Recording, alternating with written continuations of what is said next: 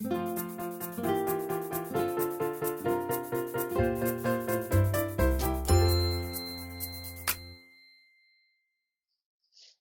this is Ingrid from Quiltessential Co, and we're going to be doing today the July block of the month. I tried to keep it simple because it's super hot.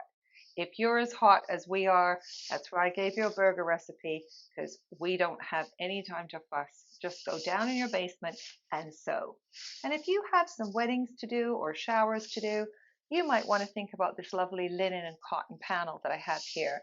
There's some really nice things. I've made some things into pillows or just some little runners, or just the inspiration is really nice. Take care of others, love each other. It's all good things.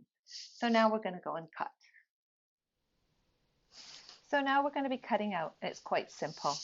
A, big squares, B, big rectangles, and then we have C, D, and E. D and E. We've got little squares. And we're going to go sew our block. So these are your A units. Make sure you press them in half on the diagonal like we normally do. And you're going to take step 1 and place step 1 on the fold and cut that off. So we're making our AB units, and there's 4 of these. If your fabric is directional, like if you're in Brighton Beach, I did give you a tip about that in your notes. So you cut your A, put that to one side. Make sure that your B's are right sides together. Step 2 on your ruler, turn it, and trim up your rectangles. And then I like to just flip them around and immediately do step 3. It's just quicker. So line up your step 3 and just take up that little corner edge there. And then you're going to sew these together. So when you sew them, you will have 4 that look like this. Here's your A with your B, and you're going to trim them up. As your pattern says, always make sure your point is right on your trim point at the top. Trim those up. And as I said, you're going to have 4 of these. You can't do the next step until you've trimmed these up. So don't get ahead of yourself. So once these are trimmed, we're going to be working at the point end. You're going to be taking your C square, put that nice and tight on the point end of your AB, and you've got 2 choices. Mark it with a ruler across the diagonal, sew, trim, flip, press, or as we've done in the past, use your folded corner clipper ruler and just put that onto your C, nice and square.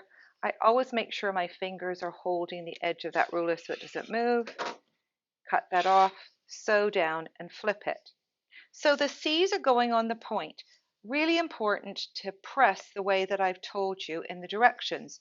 So 2 of the blocks will be pressed in, 2 of the blocks will be pressed out. And you're then going to call them Unit 1 and Unit 2. So now you have your A, B, C block. This one is Unit 1 and it's pressed into A. Unit 2 pressed out to C. You're going to add D to Unit 1 and E to Unit 2. And then either draw the line or take your folded corner clipper and just cut, sew, and flip back. Press the way I've told you. So then you get your lovely block like this, and everything will match up really well because your seams are now going in opposite directions for when you sew all the blocks together if you are making a big quilt or in the middle where you need it to be nice and flat. Press the seams the way I told you, and there you go. So I hope you enjoy sewing your block. Stay cool. And today I thought I'd take you down to our main floor and you could see our new notion rack. We get new notions in every day, every week. So if you want to come see some new stuff, you can come into the store and browse through some of these things. It's right by our front desk. And this is Ingrid from Quiltessential Co. Thank you for sewing with me today, and I will see you soon.